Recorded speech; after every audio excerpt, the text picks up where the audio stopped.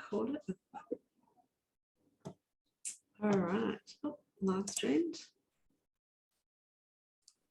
Okay, we are streaming live into the Successful Bookkeeper Australia.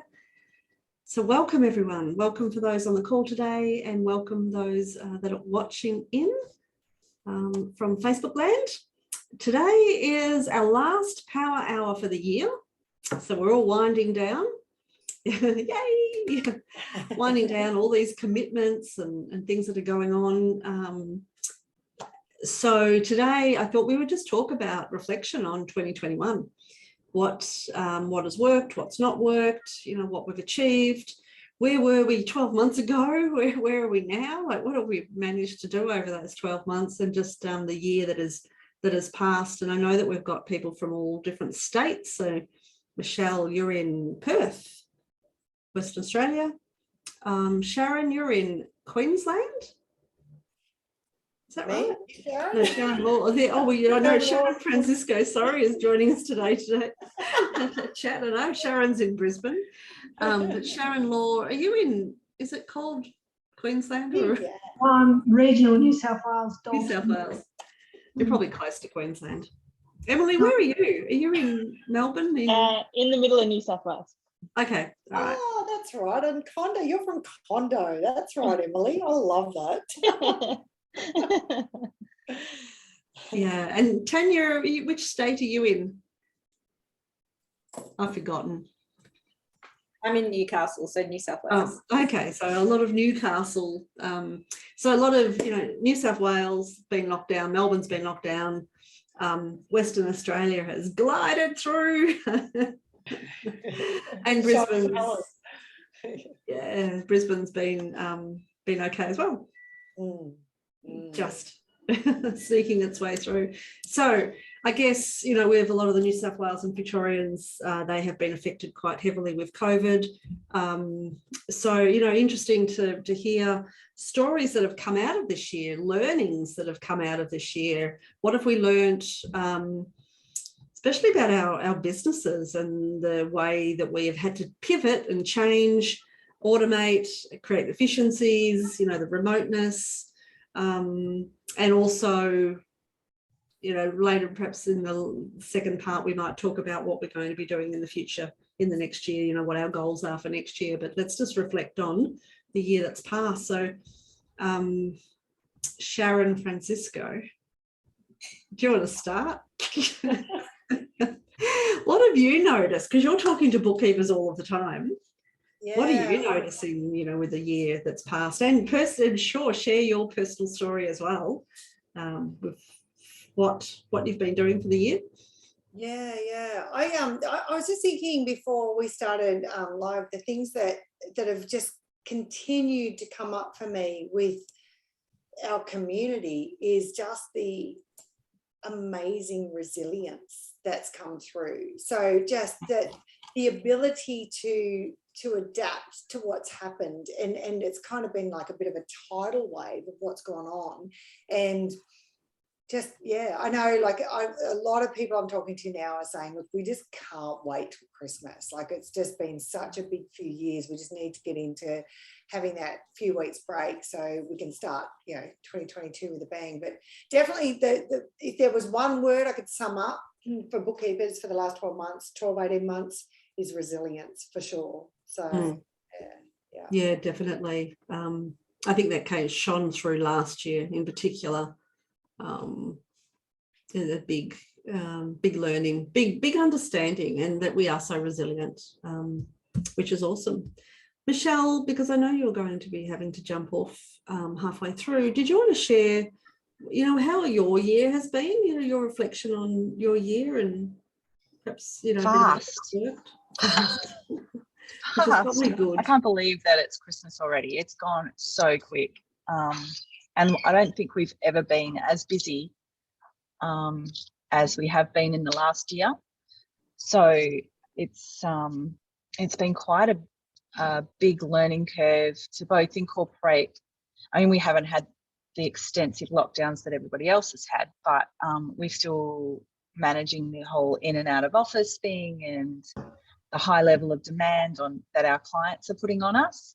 And just the volume has been crazy here in Perth. The small businesses have gone nuts, and they're all going, well, I don't want to do it anymore. I don't want to do this bookkeeping thing anymore. It's not my thing. And so they're all coming out of the woodwork, and they all want to be serviced right now. Yeah. Why do you think that you've had that voluminous, like the change from previous years? Personal opinion, so I could be totally wrong.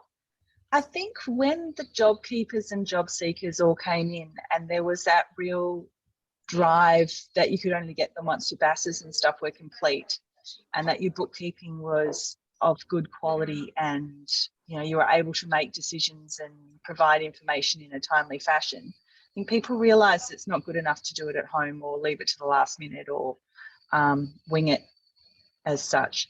And maybe also a little bit, they've got a little bit more money in their pocket, especially over here in WA, because the building boom we went nuts over here, and we haven't had as many lockdowns as the other states and all that sort of stuff. So I think they've got a little bit more money than they probably have had in the past, and they've also realised they just can't afford to not do their books properly, which I think is what they were doing. Yeah. So what have you changed in your business to, that's been an improvement?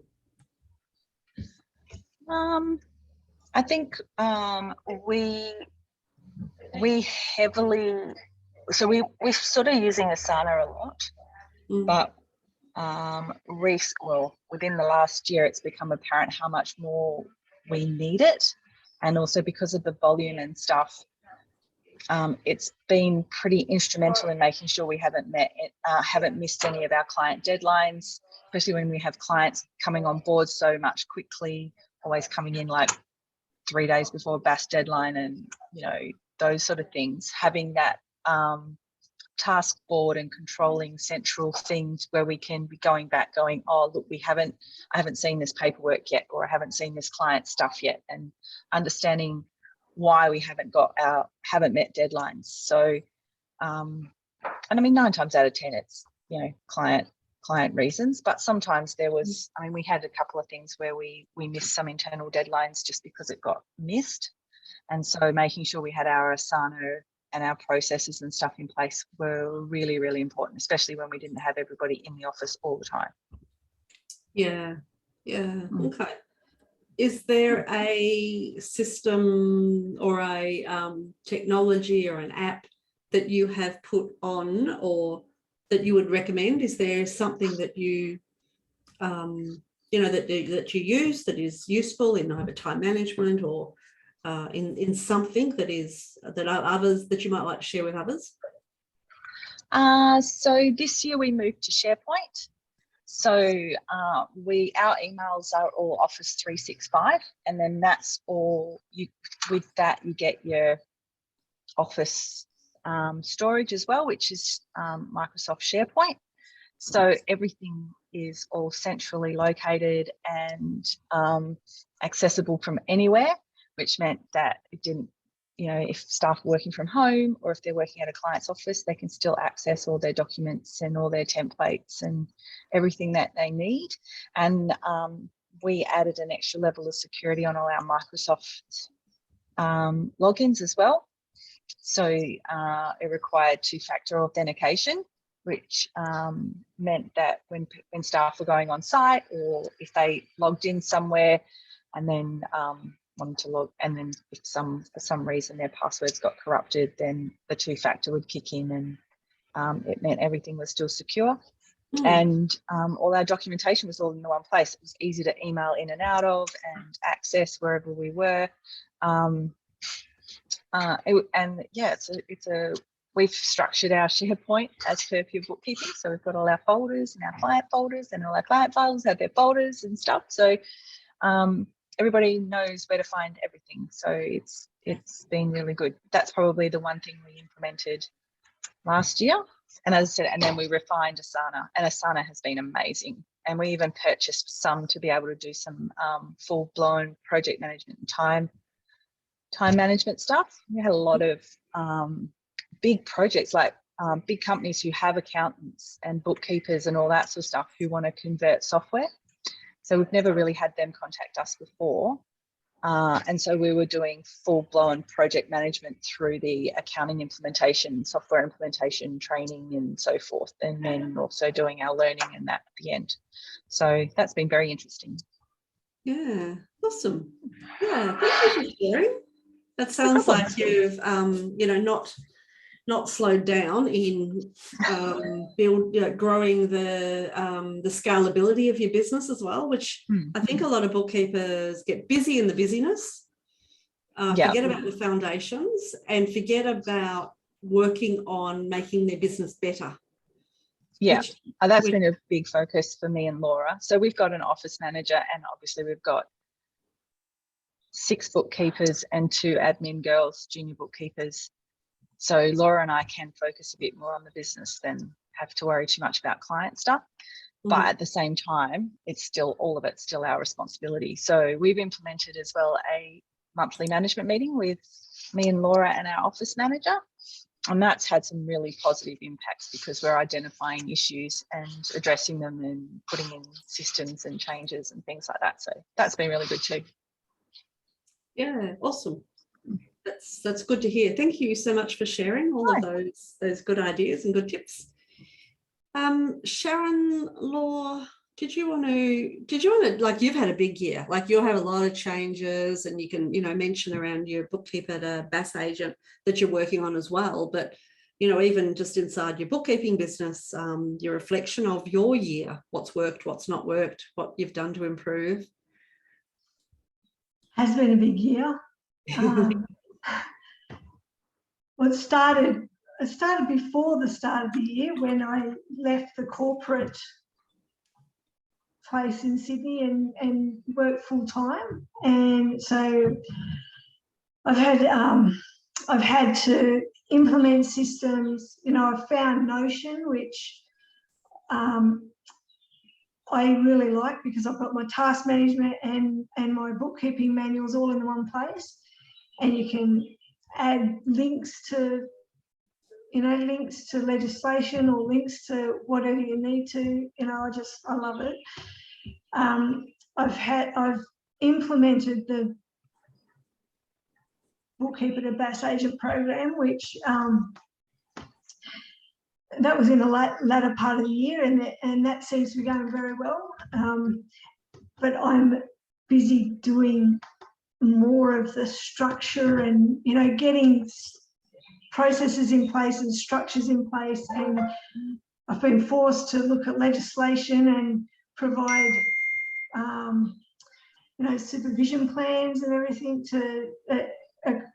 for the TPV, and it's just been a real learning curve for me because I'm not so much doing the client day-to-day work every day anymore, and it's more I'm just in this. I feel like I'm in this big growing phase of getting everything in place and dealing with legislation and legislative procedures that have to be put in place for doing what I'm doing, and it's just so different to having a few clients on the side. Yeah. What systems have you put into place with your bookkeeping business to be able to hand over the work to others and still get the stuff done? Well, Notion is what I use. So I use the pure bookkeeping systems, a modified version of the pure bookkeeping systems, because I just haven't had time to put it all into Notion, and because some of the people that are working in the program that I'm doing, there's a real variance of experience. So some people can pick things up really quickly, and if they're pure bookkeeping people, they pick it up really quickly, and I've got no problem handing out clients to them. Some other people have to give them a bit more guidance and supervision to how to work in a pure bookkeeping way without giving them you know, everything. Yeah. So it has been a bit of a challenge with some, but you know, everyone that's in the program that I'm running is great, and they're real, you know, some of them are really, really experienced, more experienced than I am, which has been a bit daunting for me. I've had to get over the mindset of, you know, what if they don't think I'm good enough or something, you know, because there are some, you know, I had a conversation this morning with a CPA who found that she just can't go and do people's books, you know, because she's not a BAS agent, but she's been doing CPA work for years and years, you know, so that's sort of, I've had to overcome that, my own sort of limitations, but Yeah. even though I'm a BAS agent, but just having the, you know, people that I'm dealing with that I know they're way more experienced than I am, some of them. Yeah. How, and maybe Sharon actually can give some tips. Sharon Francisco can give some tips around, and not, you know, Sharon Law, you've probably already worked through your mindset stuff, but Sharon Francisco, where's a good place to start with that mindset of, you know, I'm not good enough, or it's the imposter syndrome? Can you talk into that so others that are listening can, you know, get some ideas of how to overcome that? Because I think it'll be quite a common thing as well. It's so common, and it's something that we all suffer from. And I think we need to, like, you've done really well, Sharon, with all that. I didn't realise how much you've done in the last 12 months. Isn't it great to hear those, like the journey of somebody that's grown, and you've put together this kind of unique little business that's on the side that you've been able to grow to where it is now. And it's like, I love the way that you've approached it, and I love your authenticity around feeling intimidated, because Tanya, like when we were growing the business with Tanya, she was always very open with saying, I want to get people that are better than me to work for us. Like she said, like that, and she'd say to me quietly after they'd leave after the skills test, like, she's really smart, like she'd run rings around me, like, but she was really happy with having people on the team that were really clever at what they do. I think we've kind of gone beyond, we've really, I'll tell you a story. On the weekend, we were invited to this, it was a lunch, and the people that hosted the lunch were just gorgeous, and they were older sort of couple, and they'd invited a lady that they kind of knew but not really that well. And, you know, it really just hit me between the eyes when she started talking about, I was with my partner, and she said, so, because he's French, and she said, like, she started asking me, like, when did you come out? And she, like, where did you go to school? And she said, oh, so you'd have a few letters behind your name then. And I'm like, am I really witnessing this? And like, as she went on, and she just kept qualifying and like where my kids went to school and where, like, and I was like, I was like, seriously, dude. She was like 80 something, but she was like a sassy 80. And I was almost like, people don't do that crap anymore. It's like, you know, we've all come with our own skills, right? We all have our own sort of stuff. But that's kind of like an old-fashioned thing. It's like, oh, you know, like, where'd you go to school and how many letters you got? Like, no one does that crap anymore. And it's like, I felt like saying to her, don't do that. That's just not on. Anyway, I got in the car and my mum was there. I'm like, holy moly, I couldn't believe how brushed she was with that. So that the point of that story really is that it doesn't matter if they're smarter than you, or they've got more letters behind their names. We all come to the party with different sort of skill sets, I think. So I think it's really, really important, if that's sort of something that's playing on your mind, where you might be employing people or around people that have got more qualifications, or you feel you know, that they're more qualified than you. It's really putting that into a place where you feel quite and it sounds like you've already done that, Sharon. You've gone, yeah, no, it's okay. I get that they've probably got a bit more experience in different areas, or even in the same areas. But to me, I always think I don't have any experience in bookkeeping or accounting. And it's kind of like the way that if you're looking at growing a bookkeeping business or accounting business, it's like, well,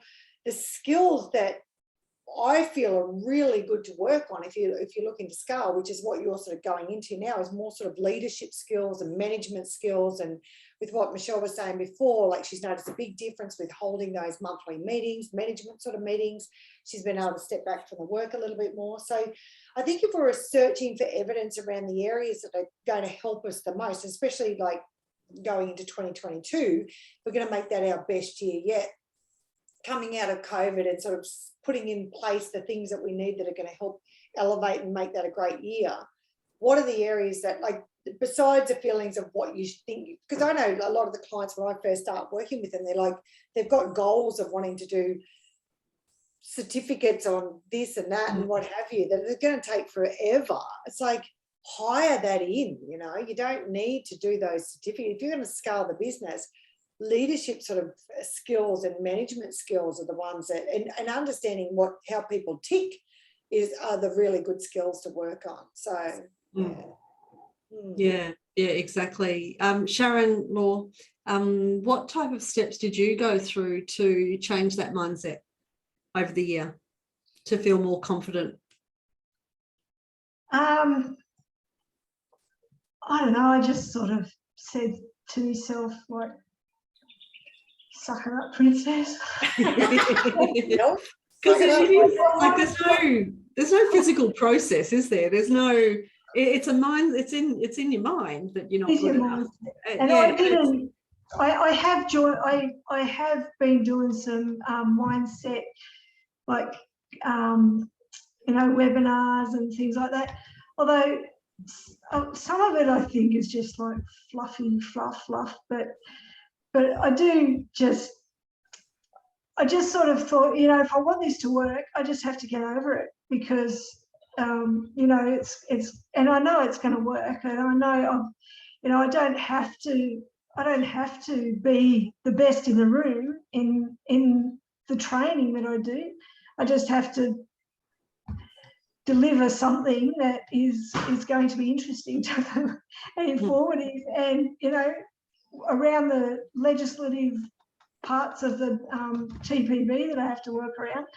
But it's been really a real learning curve, and I think once you go over the learning curve, or once you do, there's always another learning curve around the corner, Yeah. But once you get past that, then you think, okay, I can go to the next step. Yeah, and that's what I'm looking for next year, is to do the next step and the next step. Yeah, it's like an onion, isn't it? You learn the one layer, or you become more confident with that one layer, so that comes off, and then another out of comfort zone appears, and now you've got to work your way through that layer. So it's I feel that the business is like an evolution. It just keeps evolving by what you're learning and stuff like that. So yeah, and you don't go back to where you were. That's it. You keep building on that. I read this Harvard review last night. It was a study. And do you mind if I quickly read it out about and about our thinking? It's a bit sad, but it's actually makes a pretty good point. So during a brutal study at Harvard in the 1950s, so it was a long time ago, Dr. Richer placed rats in a pool of water to test how long they could tread water.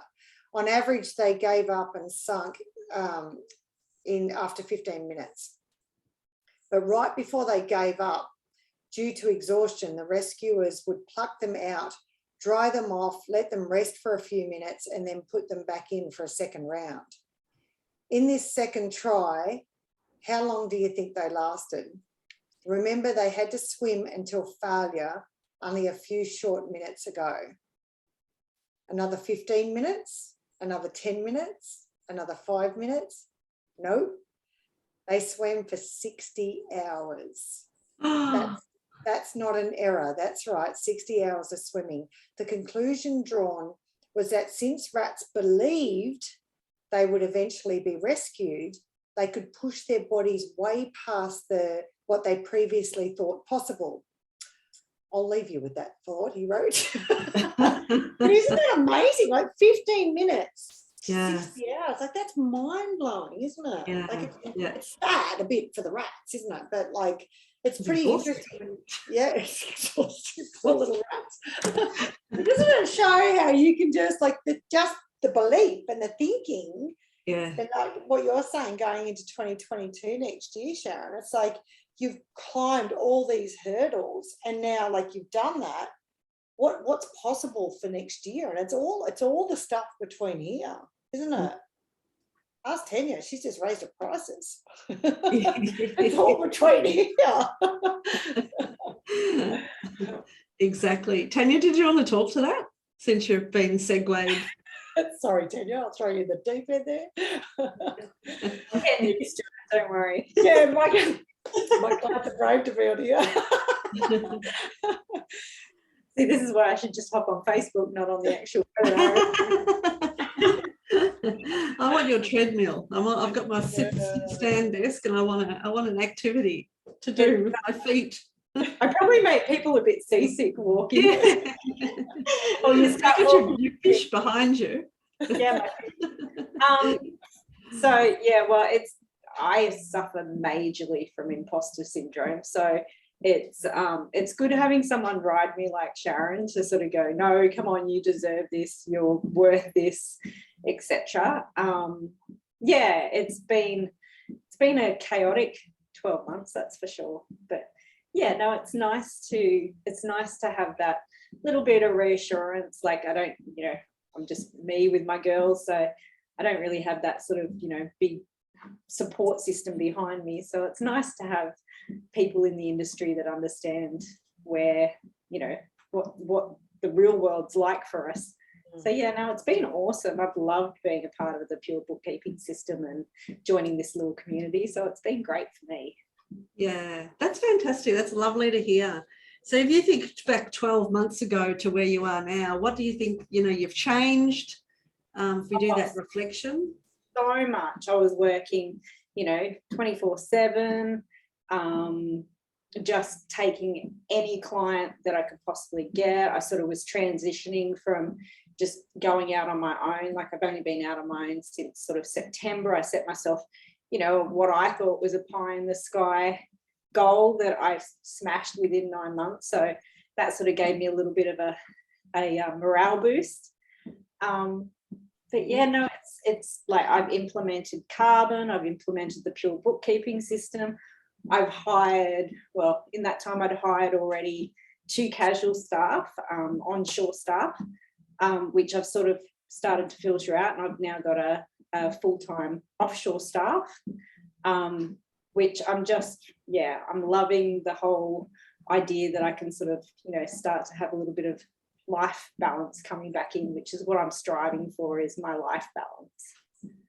Yeah, that's great. That is awesome. You've changed so much. You've had such a big... well, since July when I signed up with Pure Bookkeeping Systems, it's pretty much the last sort of 5 months has just been a whirlwind. Yeah. What tip or trick or part of your system that you have implemented that made the biggest difference, that's something that you would recommend to other bookkeepers? I think for me it was getting out of my own head, and like, while I've been implementing the Pure Bookkeeping system to start with, I was fighting against it, going, I don't like, this just seems such a long way around to doing things where there's a much more direct way. And then when I listened to a few webinars and whatnot, it was just like, just follow the procedure, because that's what you want your staff to do, and it's laid out and you don't have to rewrite the book. So once I sort of got that mindset, I was just, I was happy to follow along. Obviously I still, customize things for particular clients, which I go through the checklists and my Carbon list. That's what I'm doing at the moment. But overall, I just follow the system. Yeah, it is difficult to do it in a different way to what you're doing, or it is simpler just to have it in your head, or just do it a certain way, just do 6 things and not have as much detail in it. But as you said, knowing that your staff are doing it the right way and that you're guaranteeing the same outcome at the end of it. Yeah, and it's much easier to pick up mistakes that way. You know, when I do my audit, because it's still just me basically doing the supervision side of it, I can pick things up so easily now. And just from doing a couple of things, like I've found mistakes in people's files that I picked up off other bookkeepers where I've got those clients back, you know, hundreds of thousands of dollars, which, you know, because they'd either been coded wrong or a supplier had been overpaid $600, but the supplier never sort of, you know, even came back to the client and went, oh, you paid us an extra $600. So, you know, those little things that I can sort of point out to a client and say, hey, look at this. And they're like, wow, you know, the accountant didn't even pick that up. Yeah. So that's a really good sort of, you know, little pat on the back. Yeah, that's awesome. Yeah, no, fantastic. Thank you for sharing. That's great. Emily, would you like to share your reflection of your 2021, where you were 12 months ago, now, what worked, what didn't work? Yeah, a lot's changed, similar to the others, I think. I mean, 12 months ago, I was running this as a side hustle, working full-time as an accountant.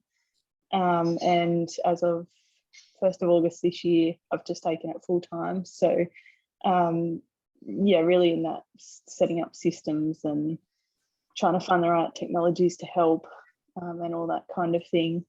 And then, yeah, joining Pure Bookkeeping only a month ago. So, yeah, lots has changed, but it's been really good year. Yeah, that's a really big change, going from a full-time employment to running your own business. Yeah, what was it's been really good. Yeah, and we hear a lot of bookkeepers that are doing that, and that they come and inquire into Pure Bookkeeping, and so we're talking to those that are wanting to get out of corporate and set up their own business. What were some of the hurdles that you had to jump through to make that decision and actually do it? I wouldn't say I had too many hurdles. I think probably part of it was still trying to work out what the vision is, like, and I'm still playing with that a bit, working out, well, what is the end goal? You know, leaving that full-time accounting role, that was the idea, you know, to go on and do my chartered accountant's course and that kind of thing. But I guess and then I just said, well, I need the flexibility, and that was part of, you know, the reason for leaving it, because I knew I'd be more flexible in my own business. So, yeah, I wouldn't say I had too many roadblocks in making the decision, but also it was a little bit of the imposter syndrome in that, can I really take this full time? Will it actually, you know, be viable for me? And it's been the best decision. So, yeah, that's awesome. Can go on. I just say that Emily is being very humble here. Like, I talk to people, I don't know you very well at all. I just know that where you're from, and we've met on here a couple of times. But, you know, I talk to a lot of people about, like, oh, do you think, like, where I am, there'll be enough clients, or, you know, do you think I'll be able to do this or what? If you knew where Emily lived, honestly, honestly, like, what's the population there? Town's 3,000, but I live an hour north of our nearest town.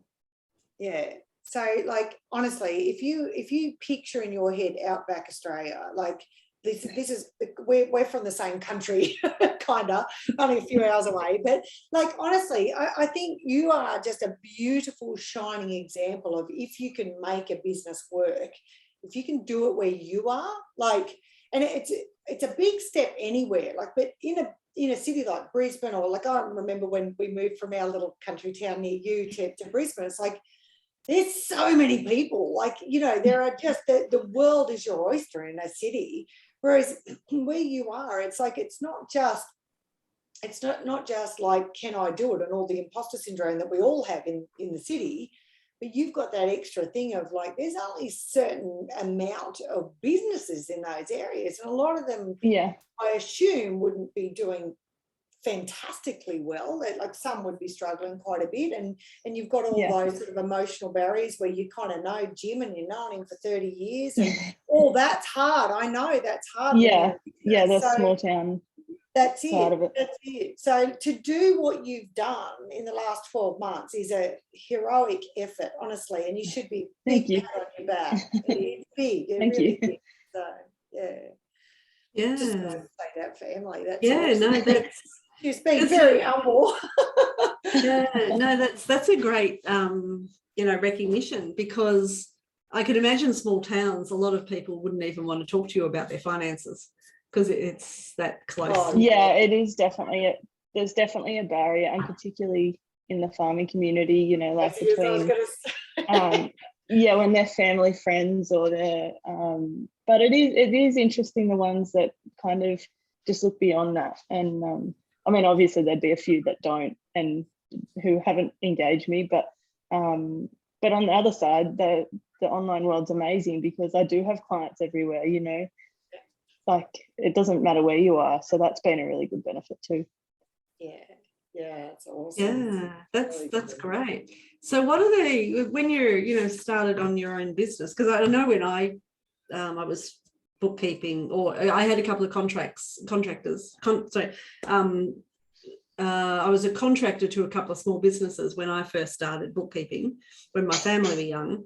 And it took me years to make a decision to feel as if I'm going out on my own and taking it seriously. The procrastination that goes on in your mind, and the doubt, and like, well, I'm comfortable here and out of your comfort zone. So you did really well in making a choice, like really quickly, you know, having no hurdles around that mindset, which is awesome. Yeah.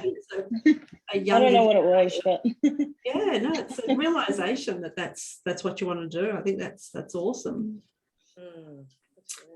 What are some of the have you had any like roadblocks in like setting up your business now? Are you I know you came to our workshop and you did joined pure bookkeeping, but like there's getting clients and building up is, what have you had to go through, what you achieved? I think I haven't had too much trouble finding clients. Like I've got more than enough work, and I have overcome that barrier of saying no to some of them. I have started saying no rather than just taking anyone, so that's been really good too.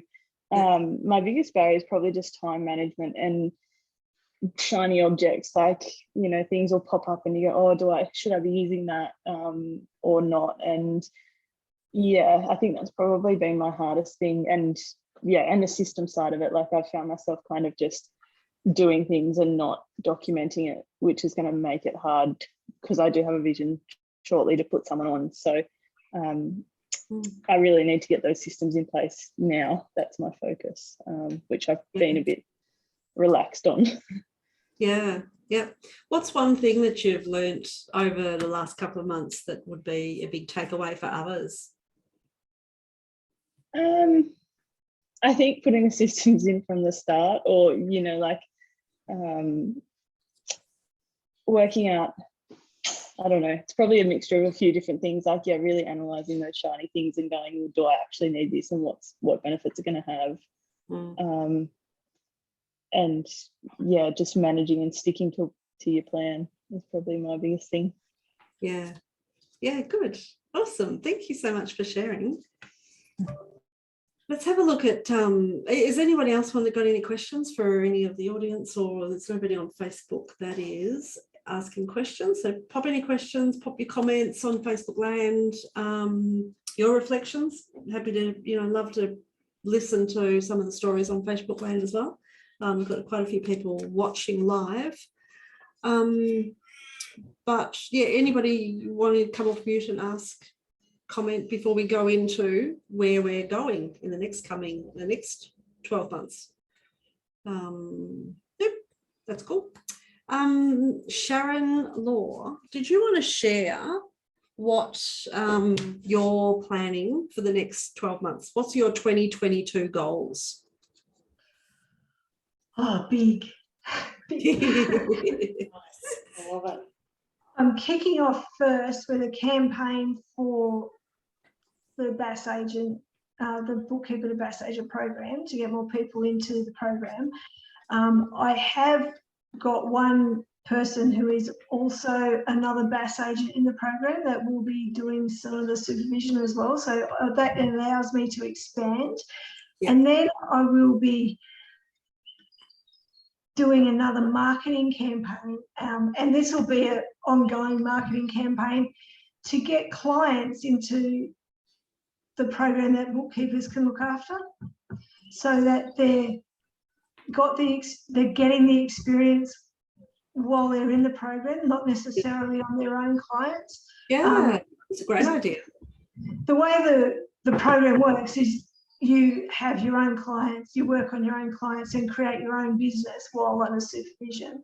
But I want to bring in more clients as Shabra clients, so that the people that have got capacity can work on other clients. And, you know, so it'll give them more hours to count towards their BAS registration. And so I've got a goal to have 100 people in the program for this year, by the end of this year. So that's my goal, and now I've spoken out loud, so I have to make it happen. Exactly. Doing that. Yeah, I love it. And I love that idea. It's like hairdressers or massage, you know, that they're getting their hours or learning their training, and you go to a hairdresser and you get your trainees and your apprentices to, you know, cut your hair or give you a massage or makeup or whatever. It sounds like it's something similar to that philosophy. Yeah, well, I suppose it is. We're learning a trade, aren't we? Yeah. Or bringing clients in for the purpose of your apprentices. Yep. To do it. Yeah. So I love that that turn on it. Yeah, awesome. Cool. So Tanya, actually I might just ask Michelle before if Michelle is able to come off mute. She's in an office at the moment. Are you able to come off mute and talk to us about your goals before you run away? Okay, so I don't know actually, we're in pretty much a growth phase. We want to look at different avenues of our business and grow more of our project implementation side, and also develop some more income streams, some different income streams, and develop our staff a bit more, and maybe look at getting a business development arm of the business. Currently that's me and Laura, we pretty much do all that, but it takes us away from managing the office and stuff. So we've got a few big ideas. Our biggest pie in the sky idea is to have an office. So I don't know if you know Western Australia, but there's Perth, and then there's the wine region, and that's down south in Dunsborough, and we want an office in Dunsborough with a apartment above it, so that we can drive down there, stay there for the week, service clients down there and drink wine. That's our pie in the sky idea. And we want to offer that to staff. So if they want to take a week and go down south, and we're going to call it our regional office, and then that office would service any clients who happen to be country or regional or anything around Western Australia. Awesome. That is fantastic. I love it. I love it. Have you pie in the sky thing? I don't think it'll happen next year, but that's what we're working towards. Yeah, yep. And talk to an accountant about putting that Dunsborough office in a self-managed super fund. Yeah. I give no financial advice. No tax advice, no financial advice. The office we have in Perth is in my partner's self-managed super fund. Awesome. So good. Already got that in place in one place. So yeah, that's definitely a possibility. But that's our pie in the sky plan. But we'll see how that goes. Yeah, that's it. I love it. I actually been to Dunsborough, but probably decades ago. Yeah. Very nice. It's lovely down there. Yeah, it is. Very beautiful. Yeah. Yeah. Awesome. Thank you. Cool. No worries. Tanya, would you like to share what your 2022 plans and goals are? I'll slow down. My 2022 goals are that I take myself and my kids on a holiday. Awesome. That's like my big goal, because I haven't been on a holiday with my kids since 2019, I think, or actually before that. Funds are being tight and time's being tight. So yeah, my big goal is to be able to again get my life balance back away from my work balance. So that's learning how to delegate more, getting off the tools and working on my business, not in it. I've got my weekly planner set up now, so hopefully, you know, the momentum's there and it's just putting things into action. I'm working with Sharon next year, so super excited about that. So I'm hoping that, yeah, there's a big push. I've got a few clients have been let go or have gone in the last few weeks. So I feel like, yeah, I'm in a really good headspace that I'm just like, you know, bring it on, come at me, let's do it. So yeah, I'm just in a really good frame. So I'm just excited to start the new year fresh and just see what happens. Yeah, I love it. That is fantastic. I'm keen to know what are your steps that you're doing to get those goals? So I'm so up until Christmas, my big goal is to finalize my what are we on? Hang on, let me get my piece of paper. So phase 2 will be completely done for pure bookkeeping for my 20 odd clients. So I've already scheduled that out in my calendar up to Christmas. Then it's going to be listening to Sharon and doing my homework consistently and implementing. And yeah, understanding my value. So I'm not charging below the price that Sharon and I have set from now on, and only engaging people that I actually feel will value myself and what I can do for them. And yeah, really just piecing down now to going, do you know what, you know, you're just not my fit of a client. So yeah, it's going to be just, yeah, and I've got to get on, you know, a part of it will be obviously getting back into marketing, because I haven't done any marketing for probably 9 months now, because I just got so busy so quickly that I had to close my books, because it was just, you know, I couldn't work any more than 70 hours a week. So yeah, now that sort of things are settled down and I'm delegating more and more of the actual bookkeeping work, it will be, yeah, hopefully growing my staff, hopefully, you know, bringing someone onshore as well as building my team offshore. And yeah, just hopefully growing and being able to pull back. You know, I'd love to get into some advisory work and that sort of thing. So I've got a lot of goals, I guess. I haven't actually focused in and said what my actual business goals are. I'm sort of still in that learning and seeking out where I want to be. Yeah, I love it. I love because a lot of us do have goals for a period of time, next year or 10 years or whatever it is. But I think it's really important to know how you're going to achieve those goals as well. So having some action plans, some deliverables. So, you know, you're talking about your staffing, you're talking in short-term systems, and then your staffing, and then knowing your value and understanding the ideal client. So that all brings into play for you to succeed in those goals. You can't just say, I want this business or this life and expect it to happen.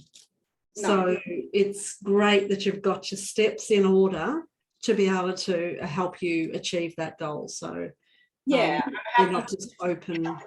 Yeah, I always use the cake analogy. I'm happy to cut the cake into small chunks so I can end up, you know, with the entire cake at the end of it.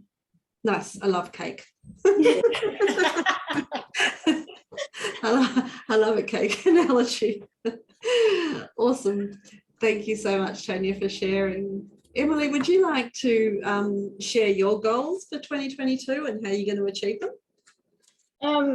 Yeah, I resonated with a lot of what Tanya just said, in that I think a lot of that like that sounds like my direction a bit too, in that, yeah, getting the pure bookkeeping system implemented, and yeah, just kind of setting myself up to scale, and I too dropped the whole marketing ball completely. So that has been another focus, and I haven't sort of set any concrete goals, but I've got lots of areas that, yeah, I need to focus back on.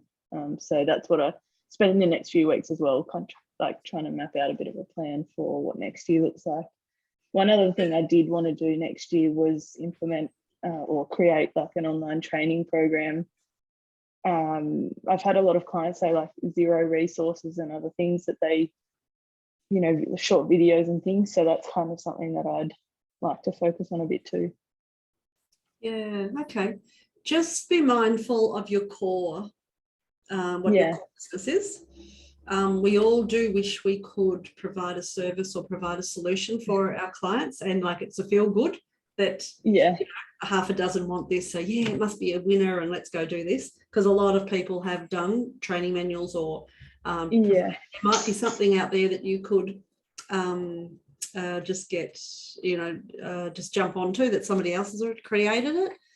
What I find is that bookkeepers get caught up with doing, like creating this training program yeah, and getting into this, and then forgetting about the rest of the business and dropping the ball. yeah. Yeah, so just be mindful of that. Yeah. Have you registered for the summit? Are you No, I haven't yet. I've been looking at it.